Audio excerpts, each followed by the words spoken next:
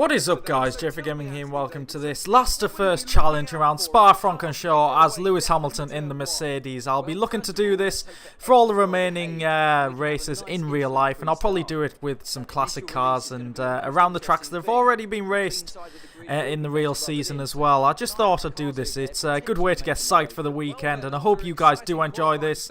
If you're new to my channel, do remember to hit that subscribe button for races like these and my career mode, etc. But we're getting ready for the start of the Belgium Grand Prix I lights, and it's lights out and away we go. We don't get a great initial getaway really compared to the Saubers, so I decided to go for the inside just to see what happens. This was only my second race on this F1 2017 game, so in terms of difficulty it's on 100%, like 100 out of 110 even, just like on my career mode. So I was a bit conservative in terms of the driver and car choice, so if it's a bit too easy, I think I'll up it for the next race. But we've got a great run coming up Eau Rouge. We're going to get Alonso pretty easily, and we see Van Dorn, but not for too long because that McLaren Honda really is slow. Kvyat as well, not that quick. This Mercedes seems to be very quick, I've got to say, and it's just absolutely planted. Side by side with Palmer. Palmer shoves me out. That's great aggression there from Julian.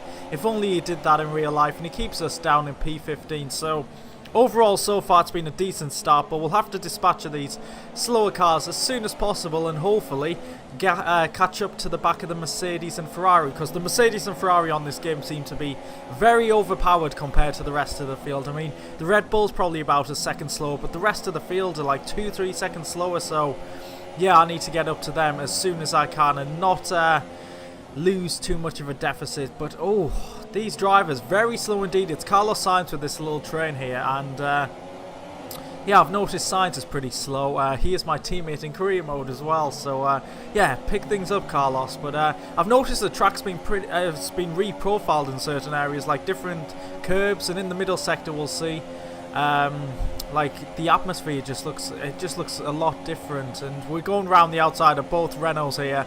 That was a bit unexpected, but Sainz is going incredibly slowly. I don't know if he's got any front wing damage or something, but we try and outbrake Grosjean into the bus stop chicane, getting very close to the back of the Toro Rosso. Grosjean comes back. He's got the inside line, but I think we should have better traction. We do indeed get ourselves up into P12 after one lap, so away positions gained. That's been very successful. And on the I'll just be comparing myself on the minimap to the leaders, and at the moment it looks like whoever the leader is getting away. I'd probably guess it's Kimi Räikkönen based on who's been winning races on this game so far. But it looks like there's a yellow flag coming out of La Source. Don't know what's going on. The Sainz is very slow. I don't know if he's slowing down for the yellow flag or he genuinely is that slow. But the virtual safety car has been deployed. I can only presume it's for that stricken car after turn 1.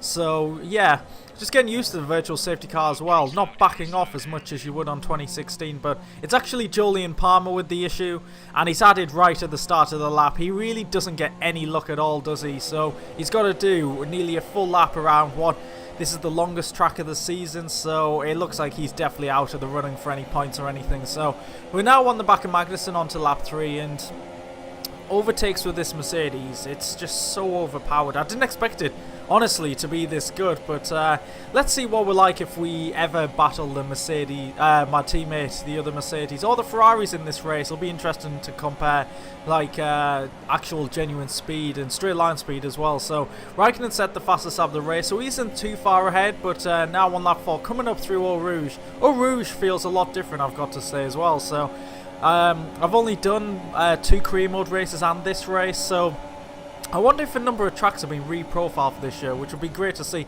Up the inside of Ocon, into the braking zone, into the chicane. He's trying to hang around the outside, but we actually hang it around the outside in the second part of the chicane and get ourselves up into P9. That was great racing there, and it's good to see the AI racing pretty quickly side by side with me. Definitely more aggressive this year, and yeah, it makes it so much more enjoyable. I've got to say, guys, this game is absolutely brilliant, and I'm so excited to be creating these videos and just being involved in these races. So Perez goes up the inside of Ricciardo and Vettel. This actually put me off. I was wondering what the hell's going on here. Perez got past very easily there, and Vettel is so slow. He's actually broken his front wing. Perez takes advantage, goes up the inside of both of them. Ricciardo just can't overtake, and he's really slow. And I need to get past these as soon as possible, and I didn't expect them to be this low. Wow, we're losing so much going into the back of Ricciardo. No damage there, but I knew I just had to get past. I'm not being part of this train for any longer. Up the inside of both of them, outbraking them. Look at the grip there on the car. Oh, these 2017 cars are so satisfying to drive with the grip, and the traction is so much better. I think it suits my driving style absolutely perfectly, and I feel like I do have pretty good pace already. I feel so much more comfortable with this game than I did on the whole of 2016. It's unbelievable how that's worked out. So I haven't really talked about my strategy. I am on the super softs. I am looking to one stop. I think a few of the lead runners will probably be going for a two stop, so I'll be looking to go onto the soft compound around lap probably 10 to 12, depending how bad the tyre wear is. But we've got ourselves up to P4 now. Kimi Räikkönen is coming out of the pits. He was the one that was leading the race, so it looks like he's going on a two stop based on what tyre he is on now. Bottas is behind me. He is also pit, so we're right in the mix now. If we're doing a one stop and they're doing a two stop, then we've all got one more stop to go, obviously. So yeah, we could be in the mix for the win. Obviously their strategy is slightly better than ours, but we've got a great run here on the Ferrari. Can we get past Kimi Räikkönen here? Oh, he gives us a slight nudge. We just keep control of the car. That definitely affected his car as well, and we get ourselves into what is really the effective race lead if you think about it. Perez and Verstappen here are yet to pit, so they're going to drop back quite far back, and that puts us into P1. We've got the genuine race lead, but obviously Räikkönen and Bottas will be a lot quicker on their fresher tyres, and they won't have to go into the softs, I don't think, unless it's the mandatory tyre, which I'm not 100% sure which tyre is. So we're coming up to Eau Rouge now. This is going to be the true test that I mentioned before. We're against our teammate and Kimi Räikkönen. They're on fresh tyres, so what's their straight line speed? And with DRS, do they have the shot of going for the race lead here? So Räikkönen's going for it. We're not going up to Rich Mix. I was using this to see what his straight line speed is going to be like. He should be later on the brakes. We're pretty late as well. He's got the inside line. So he is fighting very hard here, but we've gone all the way around the outside to get the inside line coming into Sector 2 now. We've defended our position very nicely there from Kimi. He might be getting a bit frustrated now because he did have the lead of the race, and he did by quite a margin, and he has Bottas right behind. Is it going to be putting us under pressure? Yes, it has! Oh my god, we've got a huge incident here. We've gone straight into the wall. Räikkönen's hit us, Bottas has hit him, and wow, the three race leaders have all come to blows here. What a turn of events. It was a silly mistake from myself. I think I just took in too much speed there into that's the corner with no name as well, I think it is. So this is just a replay of the whole battle there.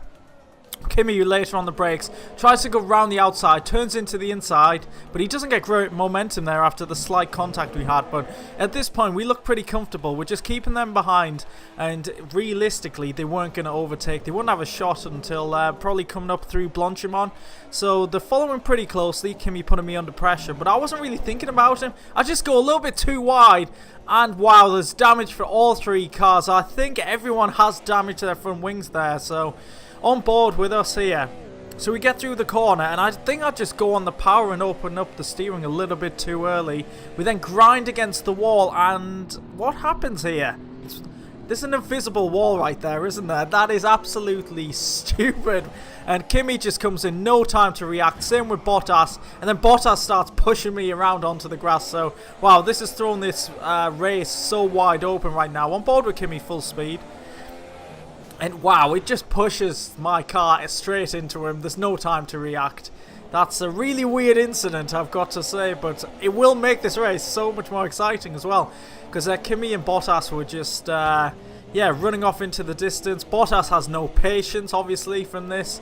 And yeah, we rejoin the race with a virtual safety car. We're struggling to keep the car under control with all the grass on our tyres. But we actually only have a slightly damaged front wing, as you can see. The right end right end plate? I can't even talk, wow. But yeah, it means we don't actually have to pit. So Räikkönen's, I think, only just recovered. Bottas has gone off, but he's broken his front wing. And I actually decided to pit on the next lap, and I'm going to replace my front wing because Danny Kvyat on soft compound tyres was keeping up with me, so that did concern me. And the understeer, it was there as well. You can notice it even though it was only slight damage. So we're coming into the pits. This could be our only pit stop. Putting on the softs, replacing the front wing. Let's see how the team do. If it's a sub 10-second pit stop, I'd be very happy with that. So we should fall down quite far down the order, and 8.7, that's not too bad at all. So we're going to be near the back of the field. But if you think in terms of Mercedes and Ferrari, Bottas had a broken front wing, made an extra pit stop. Raikkonen had to trundle round with no front wing for half a lap, and he's right near the back. We've had to make this pit stop, and it's probably hurt us less out of the three, thinking about it. And Vettel had that broken front wing in the early stages, so I don't know, anyone could win this. It's so exciting. So we rejoin the track just behind Carlos Sainz, and Carlos Sainz is so slow. Why is the Toro Rosso that slow? I just don't understand that. He seems very slow in my career mode as well, so I hope that's not a common theme, otherwise I'll be scoring the bulk of the points in career. So halfway through the race now, we're on the back of a McLaren Honda, so yeah, Mercedes power unit versus Honda, not really too much you can say. I mean, Alonso is slowing me up so much going up Eau Rouge. I backed off so much, and yeah, this is such an easy overtake. No competition at all. Honda, sort your lies out. And my next victim will probably be Van Dorn, and I didn't think it would take me that long to get onto the back of him. Still, there's quite a gap, 6/10, but we are just going to close in so easily, not even with Rich Mix, and the slipstream isn't as powerful as last year, so I just couldn't wait. I had to go for it up the inside of Blanchimon here, and yeah, I thought Van Dorn was going to turn in. It was worth the risk, and we got the move done. Very solid move there, up to P13. So we have no pit stops left to make. I think most of the drivers ahead will be making one more pit stop, and we're on the back of Julian Palmer here. We're up to P9 after a few pit stops, and yeah, this was interesting. It really was. A lap car letting me through at the top of Eau Rouge. I thought that was really strange, and I wasn't sure how Palmer was going to react there, so I was a bit cautious and did go off the track. But yeah, that was just a really strange place to get let through, but hopefully the AI do let you past if you're lapping them a little bit easier than they have done in past games. So on the back of Lance Stroll here, who has just made a pit stop onto the Super Softs. So we right behind Hulkenberg and Stroll. It's their battle going up to Eau Rouge. We're into Rich Mix now, so I was thinking I've got a shot of making the double overtake now. I don't know what position we're trying to aim for. It's difficult to know where everyone actually is. So DRS, Rich Mix, we've got all the tools at our disposal. Are we going to go for the move? Stroll moves out. Oh, I tried to box him in there, but he just moved out. With 3 wide into the braking zone. We've outbroken both of them. What a brilliant double overtake that is. We'll leave them two to battle side by side, and we've got to get a replay of that. It was a great move there. Stroll, I didn't think he'd come out because I was thinking back to I keep comparing this game to 2016. I wasn't sure if Stroll would actually go for the move then, if we could box him in behind Hulkenberg, but we're skipping to lap 18 now, just behind Kevin Magnussen, and he's having a great race in the Haas. Got the Haas up to P5 there, so yeah, it looks like he's going to be down to P6, unfortunately for him, as Hamilton is on the recovery warpath from qualifying last and then having that incident in the lead. Absolutely incredible, but yeah, I do go down to lean mix there, so I don't catch up to the car ahead in Eau Rouge, because you'd lose so much momentum. And then at the top of the hill, on the Kemmel Straight, up the inside, and there we go. We're up to P5, and I was looking at the minimap at this point thinking, where can we get to? Because our teammates actually made an extra pit stop and ended up behind us. So ahead of us is Ocon in 4th, and we did catch up to him in lap 20. Coming up Eau Rouge, and I think it should be a relatively easy overtake. I know he does have the Mercedes power unit in that car, and he's very strong in a straight line. This has actually been one of the toughest cars to overtake up the inside. He's all locked up, actually. I think he's actually gone off the track there. We're up to P4. Bit of a mistake, bit of inexperience there from Esteban Ocon. We'll see on board with him what actually happens. So it's good to see the AI making mistakes like that. He probably would have been better off just skipping the whole of the chicane, but unfortunately we couldn't make any more positions up because the top 3 were just too far ahead. Max Verstappen wins what people keep saying is his home Grand Prix. He is Dutch, and this is Belgium. This is Van Dorn's home Grand Prix. Barely anyone's mentioning Van Dorn. It's really unfortunate, but we're coming home. The first last to first challenge. First last to first challenge. I will not be saying that again. We've ended up finishing in P4. That was such an exciting race. I do hope you guys did enjoy that, and if we do end up with a podium like that on Sunday, that would be incredible for the race. No Ferraris, no Mercedes on the podium. That would mean we've been absolutely treated. Verstappen first, Perez second, Felipe Massa third, with Lewis Hamilton in 4th.